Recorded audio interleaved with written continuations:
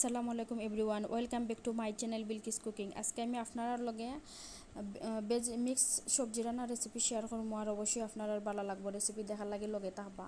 এখানেও যে দেখতে পারডা আমি 1 কাপ আলু, 2 কাপ মিষ্টি কুমড়া, 1 কাপ গাজর আর 2 কাপ পেঁপে খাটিয়া রাখি দিছি কিউব কইরা। আর এখানের মাঝে 1 কাপ বুটর ডাইল কয়েক ঘন্টা ভিজা রাখি দিছি। আর পুঁই শাক 2 কাপ এখানের মাঝে খাইটা রাখি দিছি দইয়া। আর এখানে দেখতে পারডা পেঁয়াজ, খাটা পেঁয়াজ আছে, কাঁচামরিচ আর আদা রসুন।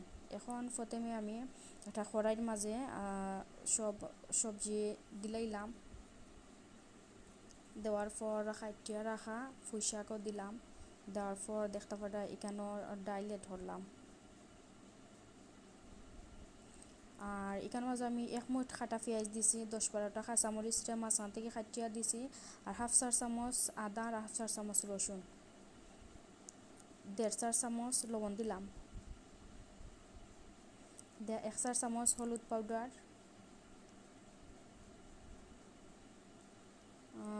2 চা চামচ ধনিয়া পাউডার আর 1 চা চামচ মরিচ পাউডার দিলাম। এখন এখানের মাঝে 2 টেবিল চামচ তেল দিলাম।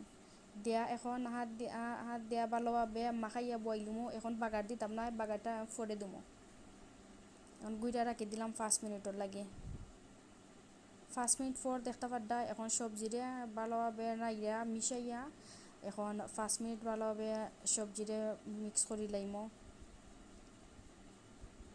5 মিনিট জাল করার পর এখন এখানের মাঝে 1 কাপ পানি দিমো সিদ্ধ হওয়ার লাগে।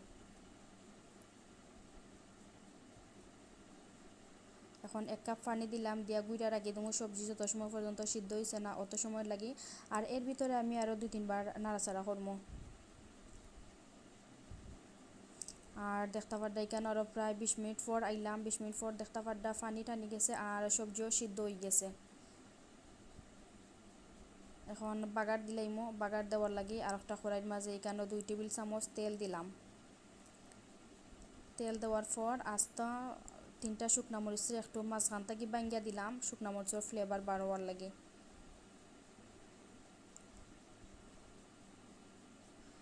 এখন সামান্য একটু পেঁয়াজ দিলাম। পেঁয়াজ সফট হয়ে গেছে। এখন এখানের মাঝে আস্ত হাফ চা চামচ জিরা দিলাম। জিরা দেয়া একটু লাড়াচাড়া করবো আর জিরার একটু ফ্লেভারও বার হইব। আর পেঁয়াজটা একটু ব্রাউন কালার হয়ে গেছে দেখতে পারডা। এখন বাগারটা দিলাইমো।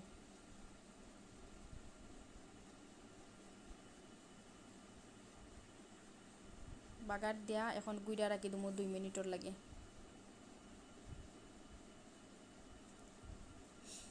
2 মিনিট পর দেখতে পারডা আমার সবজি রান্না হয়ে গেছে।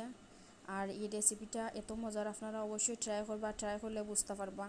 আশা করি রেসিপিটা আপনারা ভালো লাগছে। ভালো লাগলে অবশ্যই আমার চ্যানেলটা লাইক কমেন্ট শেয়ার করবা, সাবস্ক্রাইব করবা। সব ভালো থাকবা। আল্লাহ হাফিজ।